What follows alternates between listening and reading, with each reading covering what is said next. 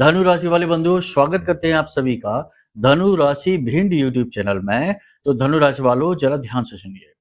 अगस्त माह के अंतिम दिन कुत्ते को खिला देना है यह एक छोटी सी चीज। इस एक चीज को कुत्ते के खिलाने से बहुत बड़ा प्रतिफल आपको प्राप्त होने वाला है। 3 प्रकार के विशेष लाभ आपको प्राप्त होंगे। सबसे पहला लाभ कि शनि की कोई भी पीड़ा आपके ऊपर यदि है, चाहे 7.5, चाहे महादशा, चाहे अढ़ैया, चाहे अंतरदशा, या फिर यूं ही शनिदेव ने किसी न किसी कर्म की वजह से आपके भाग्य को खराब कर रखा है, क्योंकि जरूरी नहीं कि शनिदेव का सीधा आपके ऊपर कोई भी प्रभाव पड़ रहा हो, अप्रत्यक्ष प्रभाव भी हर एक इंसान के ऊपर रहता ही है शनिदेव का। तो वो शनि की पीड़ा तो समाप्त हो ही जाएगी, साथ ही साथ शत्रुओं से भी आपकी रक्षा हो जाएगी, क्योंकि कुत्ते के स्वामी काल भैरव होते हैं, उनका वाहन है यह कुत्ता। तो काल भैरव की भी आपको सुरक्षा प्राप्त होगी, शत्रुओं का नाश हो जाएगा। इसी के साथ साथ आपके पितृदेव भी आपसे अति प्रसन्न होंगे, क्योंकि पंच बलिदान में जो पितृपक्ष में किया जाता है उसमें कुत्ते का सबसे बड़ा योगदान माना जाता है। पितृपक्ष प्रारंभ होने वाले हैं 7 सितंबर से। उससे पहले पहले आपको इसकी कुछ विशेष तैयारियां करनी होंगी। आपके पितृदेव आपसे प्रसन्न हैं या अप्रसन्न हैं, आपके ऊपर किसी प्रकार का पितृ दोष लगा रखा है, या फिर आपको पितरों की कृपा आशीर्वाद प्राप्त नहीं हो पा रहे, जिसकी वजह से आपके जीवन में कुछ विशेष प्रकार की अड़चनें समस्याएं आ रही हैं। इनके विषय में जानना आपको बेहद आवश्यक है, वो आपको बताएंगे। इसी के साथ साथ आपको बताएंगे कुछ जरूरी सावधानियां जो पितृपक्ष प्रारंभ होने से पहले आपको अपने जीवन में लागू करनी है। कुछ जरूरी कार्य हैं जो आपको करने हैं। यानी कहने का मतलब यह है कि पितृपक्ष जो वर्ष में एक बार आता है, और कहीं आपने इस पितृपक्ष में अपने जीवन का उद्धार पितरों के द्वारा नहीं करवा पाया, तो फिर ये 1 वर्ष के लिए बात टल जाएगी। याद रखना कि आप चाहे किसी भी देवी देवता की कितनी पूजा पाठ आराधना करना, जब तक आपके पितर आपसे नाराज हैं, आपके ऊपर कोई दोष पितर का लगा हुआ है, तब तक आपके ऊपर किसी भी प्रकार की पूजा पाठ अनुष्ठान क्रिया का आपको कोई फल प्राप्त नहीं होगा। क्योंकि श्रीमद् भागवतम भी ये कहती है कि पितृदेव प्रथम देव हैं। इसलिए आपका पहला धर्म है कि आप अपने प्रथम देव को पूजें और उन्हें प्रसन्न करें और उनको खुश करने की हर एक भरसक कोशिश करें। इसी के उपलक्ष्य में यह विशेष कार्यक्रम हमने आपको बनाया। अब इस कार्यक्रम में है क्या? 3 मुख्य बातें हैं। सबसे पहली बात कि पितृ आपसे प्रसन्न है या अप्रसन्न है, ये कैसे जाने। दूसरी बात कि पितरों का जो पितृपक्ष प्रारंभ होने वाला है उससे पहले आपको क्या करना है और क्या नहीं करना है, ये जाने। और तीसरा कि पितृपक्ष प्रारंभ होने से पहले ही अपने पितरों का दिल कैसे जीतें। कौन से वो कार्य है जिससे आपके पितर आपसे पहले ही इतने प्रसन्न हो जाएं कि इस पितृपक्ष में आपको इतना आशीर्वाद दे दें कि आपके जीवन में आ रही हर एक समस्या दरवाजे से ही वापस लौटे और आपकी सुरक्षा का घेरा मजबूत हो जाए, ताकि किसी भी प्रकार की निगेटिविटी का आपके ऊपर कभी कोई फर्क पड़े ही नहीं। आपका ऑरा स्ट्रांग हो जाए, आपकी सुरक्षा मजबूत हो जाए, क्योंकि पितरों से बड़ी सुरक्षा कोई देता ही नहीं है। सबसे पहली सुरक्षा, सबसे पहली कृपा पितरों की ही होती है। कहने का मतलब यह है कि कार्यक्रम बेहद महत्वपूर्ण है, समय और काल के अनुसार है और सटीक 5 बड़ी भविष्यवाणियों के साथ आया है। इस कार्यक्रम को ना देखना आपके जीवन की सबसे बड़ी भूल होगी, क्योंकि ये कार्यक्रम बहुत महत्वपूर्ण है और उन विषयों पर आधारित है जिनकी आज के समय में बेहद आवश्यकता है आपको जानना। समय की मांग है ये, और इसे व्यर्थ में बर्बाद कर देना आपकी बड़ी भूल होगी। इस कार्यक्रम को अंत तक जरूर देखना। बड़ी मेहनत से हमने विशेष महत्वपूर्ण बातों को उठाकर आपके लिए इस कार्यक्रम को संजोया है। इस कार्यक्रम को देखने के बाद 100% आपके जीवन में बदलाव आएंगे, इस बात का हमें पूरा भरोसा है। चलिए आज के इस कार्यक्रम को शुरू करते हैं। महामाई का नाम लेते हुए कमेंट बॉक्स में पूरे भक्ति भाव के साथ लिख डालिए, जय मां भद्रकाली कृपा करो। महामाई निश्चित तौर पर आपके ऊपर कृपा करेंगे, हमें पूर्ण विश्वास है, और कृपा तो उन्होंने कर ही दी है, तभी तो ये कार्यक्रम समय और काल के अनुसार आपके पास मौजूद है। अब आपका काम है कि इसे पूरा देखना है। माई की कृपा का अनुभव तो हासिल आपको हो ही जाएगा। यदि भाव माई के लिए और गहरा है तो कमेंट बॉक्स में लिख डालिए कि मैं भी माई के परिवार का हिस्सा हूं। ये बड़े सौभाग्य की बात है कि मां के परिवार का हिस्सा बनने का अवसर खुद चलकर आपके पास आ गया है। तो चलिए बंधु, अब अपने मूल विषय को प्रारंभ करते हैं। बात करते हैं 5 बड़ी भविष्यवाणियों की। जय माई की। बंधुओं, ज्योतिष और तंत्र विद्या के क्षेत्र में आचार्य अमित एक जाना माना नाम है। पूज्य गुरुदेव के साधनाओं और ज्योतिष विद्या के अनुभव बेहद दिव्य है। जी हाँ, पूज्य गुरुदेव ने जिसकी भी कुंडली का विश्लेषण किया और कुंडली के अनुसार उसे सटीक उपाय वह महामाई माँ बगलामुखी की विशेष कृपा दी। उसके जीवन में सकारात्मक बदलाव तो आए ही है, फिर चाहे समस्या कितनी ही कठिन क्यों ना हो, समाधान तो अवश्य हुआ है। अब ऐसे में यदि आप भी अपने जीवन की किसी बड़ी समस्या से जूझ रहे हैं, जैसे कि कर्जा बढ़ता ही जा रहा है, काम धंधा और व्यापार सब रुक चुका है, रिश्ते नातों में तनाव हद से ज्यादा बढ़ गया है, पूरा जीवन ही नकारात्मकताओं से भर गया है, तो ऐसे में यही सही समय है जब आप श्रेष्ठ गुरु से मार्गदर्शन प्राप्त करें और जीवन के अंधकार को समाप्त कर दिव्य प्रकाश की ओर कदम बढ़ाएं। वीडियो में दिए गए नंबरों पर तुरंत संपर्क करिए और अपनी कुंडली का विश्लेषण व समाधान पूज्य गुरुदेव के द्वारा करवा लीजिए। देर ना करें, आपके देवी देवताओं के आशीर्वाद से ये मौका खुद चलकर आपके पास आया है, इसे गंवाना नहीं है। अभी फोन करें और गुरुदेव से मार्गदर्शन प्राप्त करें। महामाई आपका कल्याण करें। धन्यवाद। तो सबसे पहली भविष्यवाणी, देखो आपके मन में ऊर्जा बहुत है, पॉजिटिव एनर्जी भी है, सब कुछ है, काम करने की हुनर जज्बा सब कुछ है, लेकिन शरीर आपका साथ नहीं देगा। अगले 3 से 5 दिनों में आपको शारीरिक थकान का, ऊर्जा की कमी का बहुत एहसास होगा। किसी प्रकार का रोग दोष भी आपके शरीर में उत्पन्न हो सकता है, खास तौर से पेट और पीठ में तकलीफ रह सकती है। ब्लड प्रेशर से जुड़े रोगियों को भी परेशानी होगी। तो कहने का मतलब यह है कि काम तो ठीक है, अपनी जगह है, लेकिन आपको अपना ख्याल रखना भी बेहद आवश्यक है। यदि आप अपना ख्याल नहीं रखेंगे तो काम तो अपने आप ही अधूरा रह ही जाएगा। ये सबसे महत्वपूर्ण बात है, तो अपना ख्याल रखिए। बीच बीच में अपनी सेहत, अपने खान पान और अपने आराम का भी समय निकालिए। व्यापारी वर्ग के लिए समय अच्छा है। व्यापार को बढ़ाने के नए अवसर प्राप्त होंगे, नई पार्टनरशिप, नए ऑफर प्राप्त होंगे। साथ ही साथ कंपटीशन तो बढ़ेगा ही, लेकिन आप उस कंपटीशन में विजेता ही साबित होंगे, तरक्की करेंगे।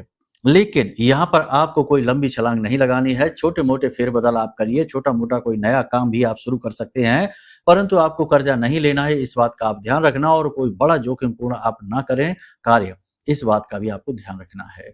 सरकार की तरफ से भी आपको पूरी मदद प्राप्त होगी। यदि आपका कोई प्रोजेक्ट है जो सरकार की तरफ से लटका हुआ है, तो वो अब आपका क्लियर होने वाला है।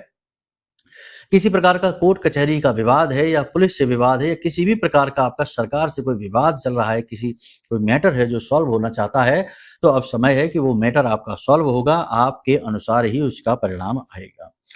मन में आपके कभी कभी नकारात्मक विचार अधिक बढ़ जाएंगे, जिसकी वजह से आपके अंदर जड़त्व का भाव उत्पन्न होगा। आप कुछ ना कर पाने की स्थिति में होंगे, यानी करना तो बहुत कुछ है, लेकिन कुछ भी आप कर नहीं पाएंगे, बस एक जगह पर अटके खड़े रह जाएंगे। किसी प्रकार का प्रॉपर्टी को लेकर विवाद परिवार में उठ सकता है। खर्चों को, पैसे रुपए के लेन देन को लेकर भी घर में तनाव की स्थिति रह सकती है। एक बात यहाँ पर याद रखना कि अगले 3 से 5 दिन आपके जीवन में एक तरफ तो अच्छे हैं और दूसरी तरफ कठिन भी हैं। अच्छे ऐसे हैं कि यदि आप समय और काल का सही अनुमान लेकर चलते हैं तो आप लाभ कमाएंगे, ये बात निश्चित है। लेकिन यदि आप भावनात्मक होकर निर्णय लेते हैं तो आप गहरी चोट भी खाएंगे और अपना नुकसान स्वयं करवा बैठेंगे। इसी के साथ साथ हम आपको बता दें कि अगले 3 से 5 दिनों में आपके पास खर्चा भी आएगा। अचानक से एक खर्चा आ जाएगा बड़ा, और इसके लिए आपको कहीं से उधार नहीं मिलेगा, किसी की मदद नहीं मिलेगी। अगर मिल भी जाएगी तो उसका बहुत बड़ा एहसान आपके ऊपर लद जाएगा। कहने का मतलब यह है कि अपने खर्चों को नियंत्रित करिए, पैसे को संभाल कर रखिए। आने वाले समय और काल में आपको पैसे की बहुत अधिक जरूरत पड़ने वाली है। कार्यस्थल पर जो नौकरी कर रहे हैं उनके लिए दबाव बहुत अधिक रहेगा। काम की जिम्मेदारियां बार बार बदलती रहेंगी, बढ़ती रहेंगी, जिसकी वजह से आपको मानसिक और शारीरिक थकान का अनुभव रहेगा, ऊर्जा की कमी रहेगी। लेकिन आप अपने ऊपर पूरा नियंत्रण बनाकर रख पाएंगे। ऐसा नहीं होगा कि आप नियंत्रण खो दें और घर का माहौल भी डिस्टर्ब कर दें, खराब कर दें। हाँ, यहाँ पर यह जरूर होगा कि आप घर जब पहुंचेंगे तो उससे पहले ही घर का वातावरण थोड़ा सा खराब, थोड़ा सा विकृत होगा, जो आपके ऊपर प्रभाव डाल सकता है। जानबूझकर कोई आपका अपना ही आपसे ऐसी बात बोलेगा जो आपके दिल को दुखाएगी, आपके पुराने जख्मों को कुरेदेगी, और उस बात को सुनकर आपका मन तो खराब होगा ही, लेकिन आप उसे किसी प्रकार का जवाब नहीं देंगे, अपने मन की मन में ही रखेंगे। शायद आप ये बात जानते हैं कि कोई फायदा नहीं है जवाब देने का, कहने सुनने का समय अब जा चुका है। एक बात याद रखना कि आपके मन में चाहे भले ही परिस्थितियां देखते हुए या कुछ भी देखते हुए निराशा तो है ही, लेकिन कहीं ना कहीं आशा की एक उम्मीद, एक किरण भी है, और वो आशा की एक उम्मीद और किरण आपको निकाल कर बाहर लाएगी बड़ी से बड़ी समस्या और परेशानी से।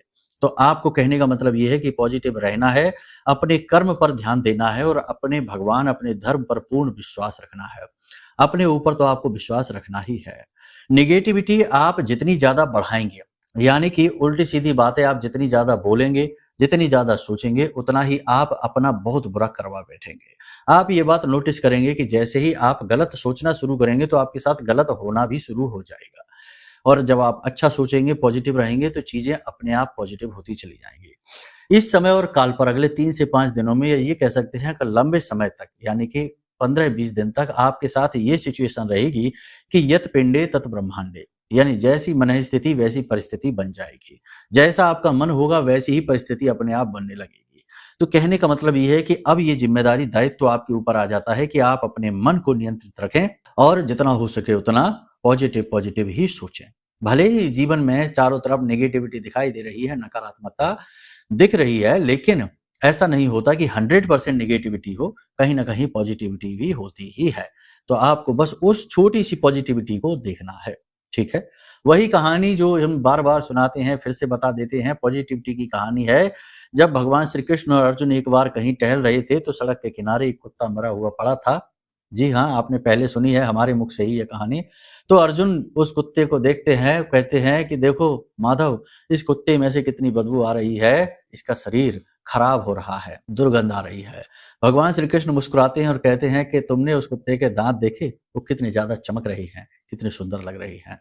तो जहाँ इंसान होने के नाते नेगेटिविटी से प्रभावित होकर अर्जुन को केवल उस कुत्ते का खराब शरीर दिख रहा है, वहीं भगवान श्री कृष्ण जो कि शुद्ध सकारात्मक ऊर्जा हैं, भगवान की ऊर्जा हैं, उन्हें मृत शरीर तो दिख ही रहा होगा, लेकिन उन्होंने उसे इग्नोर करके देखा उसके चमकते हुए दांत। ऐसे ही जीवन चाहे कितना ही नेगेटिविटी से भर क्यों ना जाए, चाहे हर तरफ अंधकार ही क्यों ना दिखे, फिर भी कहीं ना कहीं प्रकाश की एक छोटी सी किरण, एक बिंदु अवश्य होता ही होता है। हमें बस वही बिंदु देखना होता है, क्योंकि वो बिंदु ही है डूबते को तिनके का सहारा, यानी हर डूबते हुए के लिए वो एक तिनका है जो आपको खींच कर बाहर लेकर जाएगा। और ये ईश्वर की ऐसी ही विधा है। ईश्वर हमेशा ये करते ही हैं कि हमेशा 100% अंधेरा नहीं होता, अंधेरे में भी कहीं ना कहीं एक छोटा सा प्रकाश, एक बिंदु होता है। बस आपको वही पकड़ना है, ठीक है? कहने का मतलब ये है कि खुद को, अपने आप को जितना हो सके उतना पॉजिटिव रखिए, अच्छी बातें सोचिए, अच्छा अपने बारे में बोलिए, अच्छा हेल्दी खाना खाइए, योग, प्राणायाम, अध्यात्म, कसरत वगैरह थोड़ी बहुत आप जरूर करिए। स्वास्थ्य पर ध्यान देने की बहुत अधिक आवश्यकता है।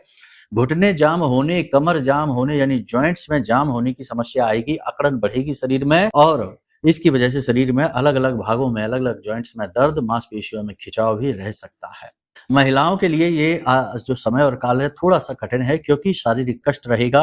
हालाँकि पुरानी किसी बड़ी बीमारी से तो मुक्ति धीरे-धीरे प्राप्त होगी, लेकिन फिर भी शरीर में कहीं न कहीं हल्का-फुल्का दर्द तो रहेगा ही, काम का दबाव भी रहेगा ही। लेकिन महिलाएँ बहुत अच्छा रोल निभाएँगी अपना, यानी अपने कर्म को अच्छी तरीके से करेंगी और अपने जीवन साथी और अपने परिवार को पॉजिटिविटी से भरेंगे, सकारात्मक रहेंगे। एक अच्छी बात यहाँ पर ये होगी कि अगले 3 से 5 दिनों में आपके नए कॉन्टैक्ट बनेंगे, नए संपर्क बनेंगे, जिनका प्रयोग करके आप अपनी मुसीबतों से तो बाहर निकलेंगे ही, आप सफलता भी हासिल करेंगे। यानी कि नए संपर्क, नए कॉन्टैक्ट बनाने में आप सफल रहेंगे, और इनकी आपको इस समय और काल पर बहुत अधिक आवश्यकता है। कुल मिलाकर देखा जाए तो इन भविष्यवाणियों का मूल सार केवल 3 बिंदु में समाहित कर सकते हैं। पहला बिंदु तो ये है कि मौके और अवसर जो आ रहे हैं उन्हें इग्नोर नहीं होने देना है, उन्हें पकड़ना है, परंतु उनमें भी जल्दबाजी नहीं करनी है और ज्यादा जोश नहीं दिखाना है, होश बनाए रखना है। दूसरा ये है कि आपको अपने ऊपर बहुत अधिक काम करने की अभी आवश्यकता है। वैसे तो काफ़ी सुधार है, काफ़ी चीज़ें अच्छी हैं, ठीक है आपके अंदर, परंतु फिर भी हम ये चाहेंगे कि आप इस समय पर अपने आप को जितना हो सके उतना पॉजिटिव करें, व्हाइट वॉश करें, चमकाएँ अपने आप को, ठीक है? और तीसरा यहाँ पर ये है कि आप आस-पास के परिवेश और वातावरण को समझकर ही लोगों के साथ बर्ताव करें। भावनाओं को विशेष तौर पर महत्व ना दें, क्योंकि देखो आपकी भावनाएँ बहुत अच्छी हैं, आप अच्छे इंसान हैं, सब कुछ ठीक है, परंतु संसार इस तरह नहीं चलता है। संसार में कुछ उलझनें, कुछ ग्रंथियाँ, कुछ गाँठें लगानी पड़ती हैं, तब इंसान आगे बढ़ पाता है, ठीक है? तो समझ रहे हैं ना आप हमारी बात को? अब यहाँ तक आपने समझ ली, ये साधारण भविष्यवाणियाँ हैं, हो सकता है बहुत सारी आपके जीवन से मैच हों, बहुत सारी ना भी हों। तो अब यदि आपको अपने खुद के विषय में जानना है कि भाई आपकी ज़िंदगी में क्या चल रहा है? आपकी ज़िंदगी में ये समस्या है तो क्यों है? तो इसके लिए तो आपको अपनी कुंडली का विश्लेषण कराना होगा। तो नंबर वीडियो में दिए गए हैं, इन नंबरों पे फ़ोन कर लो, सारी जानकारी आपको प्राप्त हो जाएगी। हम आपकी कुंडली का श्रेष्ठतम आकलन कर देंगे और जो भी योग युतियाँ होंगी, रुकावटें होंगी, दोष होंगे, उन दोषों का समाधान, उपाय सटीक आपको दे देंगे, आपका काम हो जाएगा। हज़ारों लोगों के काम बने हैं तो आपका भी बन जाएगा, आप कोई अलग थोड़ी ही हैं। तो ये विशेष हमने आपको बता दिया। अब हम आपको बताते हैं कि पितृपक्ष में आपके पितृ आपसे नाराज हैं, आने वाले पितृपक्ष में नाराज हैं, अप्रसन्न हैं, दुखी हैं, असंतुष्ट हैं या फिर प्रसन्न हैं, आप कैसे जानें? तो देखिए 3-4 संकेत हैं, इनसे हम आपको बताते हैं। यदि आपकी आंख रात को 11 बजे से 1 बजे के बीच में खुलती है और आंख खुलने का कारण है कि बार-बार आपको सपने में किसी प्रकार की छाया, किसी प्रकार की नेगेटिविटी, किसी प्रकार का भय लगता है, तो ये संकेत है कि आपके घर में प्रेत हैं, पितृ नहीं, क्योंकि पितृ होते तो प्रेत ना होते।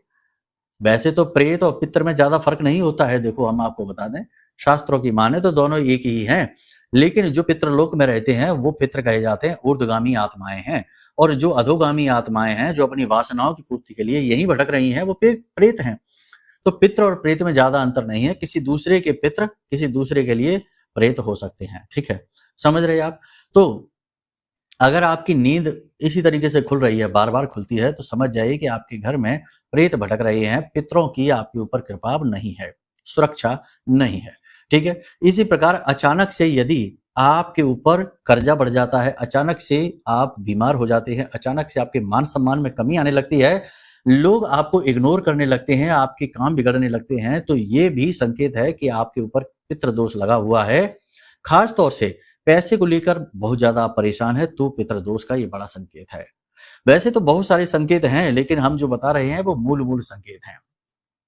सपने में यदि आपको अपने पितृ दिखाई देते हैं, बुरी अवस्था में दिखाई देते हैं, नग्न अवस्था में दिखते हैं या उल्टे सीधे आभूषणों में, वस्त्रों में दिखाई देते हैं और आपको नाराज हो रहे हैं, आपको पीड़ित कर रहे हैं, आपको उल्टा सीधा बोल रहे हैं, तो समझ जाइए आपके पितृ बुरी तरीके से आपसे नाराज हैं, असंतुष्ट हैं, उन्हें संतुष्ट करना ही होगा, वरना आपका उद्धार संभव नहीं है। ठीक इसके विपरीत यदि आपको पितृ अच्छे वस्त्रों में, सफेद वस्त्रों में दिखाई देते हैं, सफेद जो रंग है वो पितरों का ही रंग होता है, सफेद वस्त्रों में आपको अपने पितृ दिखाई देते हैं और वे मुस्कुरा रहे हैं, आपको आशीर्वाद दे रहे हैं, आपको गले से लगा रहे हैं, तो ये संकेत है कि आपके पितृ प्रसन्न हैं आपसे। दूसरा ये है कि यदि आपके घर के बाहर गाय खड़ी होती है, बछड़ा दूध पीता है और गाय गोबर कर जाती है, इनमें से कोई संकेत है, या फिर आपके घर में कोई चिड़िया घुस आती है, बाद में बाहर भी निकल जाती है, कोई चिड़िया अपने घर में घोंसला बना लेती है, बिल्ली आपके घर में बच्चे दे देती है, तो ये सारे संकेत भी शुभ संकेत हैं कि आपके पितृ आपसे प्रसन्न हैं। इसी के साथ-साथ आपके घर के दरवाजे पर कोई बूढ़ा भिखारी आ जाता है, कोई बूढ़ा व्यक्ति, कोई भिखारी आ जाता है और आप उसकी यदि मदद कर दें तो वो आपको बड़े-बड़े शुभ आशीर्वाद देकर जाता है, तो ये भी संकेत है कि आपके पितृ आपसे प्रसन्न हैं। तो अब आप देखिए, बताइए कि आपको कौन से संकेत मिल रहे हैं, क्योंकि संकेत तो मिलने शुरू हो चुके हैं, ठीक है? अब आपको क्या करना है कि आपके पितृ अगर अप्रसन्न हैं तो प्रसन्न हो जाएं, असंतुष्ट हैं तो संतुष्ट हो जाएं, और यदि आपसे प्रसन्न हैं पहले से ही तो वे और अधिक आपसे प्रसन्न हो जाएं और आपको अपनी कृपा और आशीर्वाद से नहला दें।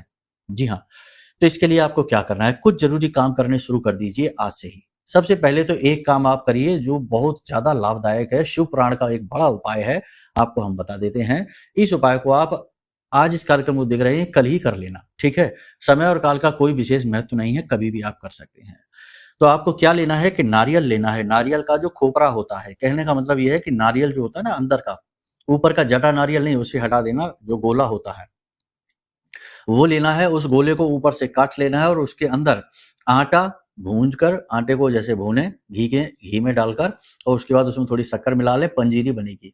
इस पंजीरी को इसमें भर लें, इसके ऊपर ढक्कन लगा लें और फिर इसके ऊपर एक मौली लपेटें 7 बार। इसके बाद इस नारियल को अपने घर के हर एक सदस्य से स्पर्श कराएं, हर एक सदस्य से इसे बोले कि इसको स्पर्श करो। स्पर्श करने के बाद ठीक दोपहर को 12 बजे आपको इस नारियल को लेकर जाना है और पीपल का, यानी कोई एकांत एरिया हो, वीरान इलाका हो, जहां कोई जाता आता ना हो, सुनसान हो, ऐसे इलाके में किसी भी वृक्ष के नीचे, लेकिन यदि पीपल का वृक्ष है या बरगद का वृक्ष है तो उस वृक्ष के नीचे इसे मिट्टी में गड्ढा खोदें छोटा सा और उसमें इसे दबा दें और इसका ढक्कन खोल दें, जिसमें पंजीरी अंदर भरी हुई है, ढक्कन खोल दें। और जब आप इस क्रिया को कर रहे हो, यानी इस पे मौली लपेट रही हैं, इसमें पंजीरी भर रही हैं, तो उस समय मन में ये मंत्र बोलते जाएं, ओम पितृदेवताभ्यो नमः, ओम पितृदेवताभ्यो नमः। इस तरह से इस मंत्र को बोलते जाएं। पितृ देवताओं को समर्पित यह क्रिया है, शिव पुराण में इसे बताया गया है, बहुत ही सिद्ध क्रिया है, इसे आप अभी कर लें। इससे ये होगा कि जब आप इस नारियल को उस वृक्ष के नीचे मिट्टी में दबा देंगे तो उसका मुख खुला रहेगा और उसके खुले हुए मुख में अंदर चींटियां जाएंगी, कीट पतंगे जाएंगे, कीड़े जाएंगे और उस सामग्री को खाना शुरू कर देंगे। उस सामग्री को खाने में उन्हें पूरा 1 महीना भी लग सकता है, ज़्यादा समय भी लग सकता है। तो उस सामग्री को वो जब तक खाते रहेंगे तो लाखों जीव उसे खा जाएँगे, आपको बहुत आशीर्वाद भी प्राप्त होगा। साथ ही आपके पितरों को ये समर्पित है उपाय, तो आपके पितृ भी बहुत ज़्यादा प्रसन्न हो जाएँगे। वे समझ जाएँगे कि हमारे बच्चे, हमारे बालक हमारा स्वागत कर रहे हैं। पंचबली दान में एक दान कीट-पतंगों को खिलाया जाता है। तो ये आपने पहली प्रक्रिया कर ली। दूसरी प्रक्रिया आपको ये करनी है कि तवे पर एक रोटी बनाइए और उस रोटी पर आपको हल्दी से स्वास्तिक बनाना है। लाल चंदन से आपको चारों तरफ एक-एक बिंदी रख देनी है उस स्वास्तिक में और इस क्रिया को करते समय भी ओम पितृ देवताभ्यो नमः ये कहना है और थोड़े से काले तिल इसके ऊपर आप अवश्य डालें और इस रोटी को फोल्ड कर दें और इसे बाहर जाकर कुत्ते को खिला दें रात्रि के समय। जब आप रात्रि के समय इसे कुत्ते को खिला रहे हो तो याद रखना कि पुरुष ही इसे खिलाएँगे, ठीक है? पुरुष सदस्य ही खिलाएँगे। दूसरा, इसे खिलाते समय आपका मुख दक्षिण दिशा की ओर होना चाहिए, ये पितरों की दिशा है। दक्षिण दिशा की ओर मुख करके आप इस रोटी को कुत्ते को खिला दीजिए। ओम पितृ देवताभ्यो नमः इस मंत्र का मन ही मन आप जाप करते रहेंगे। किसी से बात नहीं करेंगे, किसी को कुछ भी बताएँगे नहीं, इन क्रियाओं को आपको करते हुए कोई देखे ना। इसी के साथ-साथ आपको एक रोटी और बनानी है और उस रोटी पे हल्का-सा आपको सरसों का तेल लगाना है। 7 लौंगे खड़ी करके, जो फूल वाली लौंग होती है, तो लौंगे खड़ी करके उस रोटी में आपको गाड़ देनी है और उसके ऊपर आपको बतासे रख देने हैं। छोटी-सी रोटी बनानी है, ज़्यादा बड़ी नहीं। और इस रोटी को ले जाकर आपको अपने घर की छत पे रख देना है। प्रतिदिन इन क्रियाओं को आप करिए, जब तक पितृपक्ष प्रारंभ नहीं होता। पितृपक्ष के दौरान भी इन क्रियाओं को आप करते रहना। ये बहुत ही शक्तिशाली क्रियाएँ हैं। आपके घर के दरवाजे पर जब आप इन क्रियाओं को करना शुरू करेंगे तो 100% आपके घर के दरवाजे पर कोई भिखारी आएगा किसी दिन। कोई बूढ़ा भिखारी आएगा, कोई पुरुष हो सकता है, स्त्री हो सकती है, लेकिन बूढ़ा।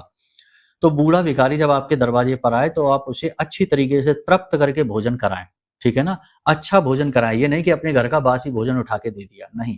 उसे अच्छा भोजन कराएँ और उसके बाद उसे कुछ दान दक्षिणा, रुपए, पैसे भी अवश्य दें। और जब वो घर से बाहर जाए तो घर के दरवाजे तक, यानी घर के अंदर तो बिठाएँ कम से कम, दरवाजे पर ही तो नहीं कराएँगे। तो जब आप वो घर से बाहर निकले तो दरवाजे पर खड़े होकर हाथ जोड़कर उससे मन ही मन निवेदन करें कि हे पितृ देवता, आप जहाँ भी हैं, जैसे भी हैं, इस भोजन को और इस धन को, इस सामग्री को आप स्वीकार करिए। इस तरह से निवेदन करना है और उसे जाने देना है। ये उपाय, क्रियाएँ इतनी शक्तिशाली हैं कि जो इंसान इसे करना शुरू कर देगा, इस पितृ पक्ष में ही उसका उद्धार हो जाएगा 100%। एक चीज़ याद रखना कि इस संसार में जितने भी लोग हैं, उनमें से 80 से 90% लोग ऐसे हैं जिनके ऊपर पितृ दोष लगा हुआ है। क्योंकि आजकल का समय काल ही ऐसा है, वातावरण ही ऐसा है, लोग बच ही नहीं सकते। क्योंकि कहीं न कहीं आचरण गलत हो जाते हैं, व्यसन आ जाते हैं, शराब पीने लगते हैं, मांसाहार करने लगते हैं, कुछ तो व्यभिचार भी कर रहे हैं, जुआ, शराब, सट्टेबाजी, कमीशन का व्यापार और ब्याज का व्यापार कर रहे हैं। ये सारे पितरों के लिए खराब हैं, यानी पितृ इनसे नाराज़ होते हैं। और भी बहुत सारी चीज़ें हैं। तो कुल मिलाकर देखा जाए तो आज का जो समय और काल है, इसमें बहुत सारे लोगों के ऊपर जो है ना, वो पितरों का जो है श्राप लगा हुआ है। तो कहने का मतलब ये है कि ये सारी चीज़ों को करने से पितरों का श्राप दूर होता है, पितरों का दोष दूर होता है और पितृ प्रसन्न होकर आशीर्वाद देने लगते हैं। तो इन क्रियाओं को आप ज़रूर करिए। बाकी की बातें अगले कार्यक्रम में करेंगे। अब एक खास बात है कि देखो, जीवन में बहुत ज़्यादा नेगेटिविटी है, क्योंकि आज के समय में आप देख ही रहे हैं कि लोग अपने ही अपनों से परेशान हैं, उनकी खुशी से, अपने दुःख से परेशान नहीं है, उनकी दूसरों की खुशी से परेशान हो रहे हैं कि ये खुश क्यों हो गया? इसे भी दुखी रहना चाहिए था। तो ऐसी भयंकर नेगेटिविटी से यदि मुक्ति चाहते हैं तो इसके लिए हमने बनाया है आपके लिए ये विशेष रक्षा कवच। देखिए, ये विशेष रक्षा कवच है, ये स्वयं माँ बगलामुखी की विशेष ऊर्जा पर आधारित है। 36 अक्षरी मंत्र से जागृत किया हुआ है और बड़े से बड़े तंत्र मंत्र, टोना टोटका और दोष को काटने की शक्ति रखता है। ठीक है? जिन लोगों ने भी इस रक्षा कवच को अब तक मंगाया है, उन लोगों के रिजल्ट बहुत ही पॉजिटिव है, बहुत ही पॉजिटिव है। कुछ लोगों ने तो ये भी कहा कि गुरुजी, जिस दिन ये रक्षा कवच हमारे घर में पहुंचा, हमारे तो रोंगटे ही खड़े होने लगे, अजीब से भाव मन में उत्पन्न होने लगे, एक अजीब सी इमोशनल उथल पुथल हमारे जीवन में मच गई, हमारे मन में मच गई। कहने का मतलब ये है कि ये कवच बहुत शक्तिशाली है, हमारे जीवन भर की साधना का बल इसमें समाहित है और आपके लिए ही ये हमने बनाया, क्योंकि हर व्यक्ति साधक नहीं हो सकता, हर व्यक्ति उस स्तर की साधना नहीं कर सकता। तो गुरु से चीजें प्राप्त करके वो अपने जीवन में दैवीय कृपा को सीधे ला सकता है, ये हमारे शास्त्र कहते हैं और यही हमारी गुरु शिष्य परंपरा भी कहती है। इसीलिए हमने ये कवच आपके लिए बनाया है। बहुत ही लिमिटेड पीस हैं, क्योंकि इसको बनाने में मेहनत लगती है, ऐसा नहीं है, ये कोई फैक्ट्री में बना आइटम नहीं है, मेहनत से तैयार किया गया है, संजोया गया है। तो लिमिटेड है, तो जब समाप्त हो जाए उससे पहले इसे अपने घर मंगवा लो, क्योंकि इसके बाद जब ये समाप्त हो गए तो दोबारा कब बनेंगे, कैसे बनेंगे, ये तो माई ही बताएंगे। वो जब हमें आदेश देंगे तब दोबारा बनाएंगे। तो फिलहाल इसका आप लाभ ले लो, छोटी सी दक्षिणा के साथ इसे अपने घर पे मंगवा लो। ठीक है, उम्मीद करते हैं सारी बातें आपने समझ ली हैं, इन्हें जीवन में उतारिए। अब यदि कोई मन में प्रश्न उठे या कोई विशेष जानकारी लेनी है तो नंबर वीडियो में दिए गए हैं, इन नंबरों पर फोन करिए। इसे भी ऑर्डर करना है, कवच को भी, तब भी इन्हीं नंबरों पर फोन करिए। कुंडली विश्लेषण कराना है तब भी। सब कुछ आपकी सेवा में है, आपके लिए है, और बहुत ही छोटी छोटी दक्षिणाओं के साथ हम कार्य कर रहे हैं। हमें धनपति नहीं बनना है, हमें सेवक बनना है, माई के सेवक बनना है, और माई की ही गोद में समाहित हो जाना है, विलीन हो जाना है। इसलिए जो भी कार्य हम करते हैं माई को साक्षी मानकर ही करते हैं। ठीक है, तो बस उम्मीद करते हैं आप हमारे भाव को समझ रहे हैं। कहीं मन में दोष उत्पन्न ना कर लेना, वरना नुकसान आपका ही हो जाएगा। ठीक है, जैसे प्रेमानंद जी बाबा के लिए लोग आज की डेट में जो अनाप शनाप कह रहे हैं वो जरूर नरक भोगी बनेंगे, क्योंकि ऐसे दिव्य संत, ऐसे गुरुजनों के बारे में या किसी भी गुरु के बारे में कभी भी कुछ भी पूरी बात न जाने हुए गलत नहीं बोलना चाहिए। ये हमारा अनुभव कहता है, फिर बाकी आप जाने, आपकी अपनी बुद्धि है। उम्मीद करते हैं सब कुछ आपने समझ लिया है। अब बस हमेशा हंसते रहिए, मुस्कुराते रहिए, पॉजिटिव रहिए, महामाई पर अपनी आस्था और विश्वास बनाकर रखिए। माता रानी आपका कल्याण करेंगी। प्रेम से बोलिए जय माई की, जय मां बगलामुखी। हमारे प्रिय और परम पूज्य आचार्य जी ने अपनी साधनाओं के अनुभवों पर आधारित शक्तिशाली उपाय और क्रियाओं के माध्यम से हजारों लोगों के जीवन को पूरी तरह से बदला है। आचार्य जी के द्वारा बताया गया हर एक उपाय इतना सटीक और कारगर होता है कि जो भी इसे पूरे भाव के साथ कर लेता है उसे साक्षात महामाई की कृपा और आशीर्वाद प्राप्त हो जाती है। इसलिए निसंकोच इन उपायों को पूरे भाव के साथ करिए, आपका कल्याण होगा। जय माई की।